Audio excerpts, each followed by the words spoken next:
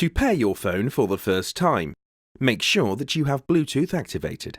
Next, switch the ignition on and touch Tap to Connect Phone.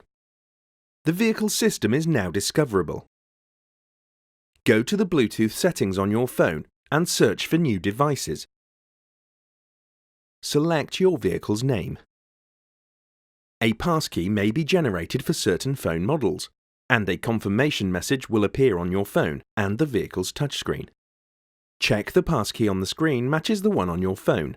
Then select OK on your phone and Yes on the touchscreen. If pairing is successful, your phone's name will be displayed. The vehicle now automatically connects to your phone. Next, select the phone shortcut to take you to the phone screen. Once your phone is paired and connected, a message may appear on the phone asking if you want to download the phone's contacts to the vehicle. Approve this request. After pairing, the system connects automatically to your phone whenever your phone is inside the vehicle and the ignition is switched on. To pair an additional phone or to change to another paired phone, touch Options. Touch Pair a new device or select from the list of paired phones.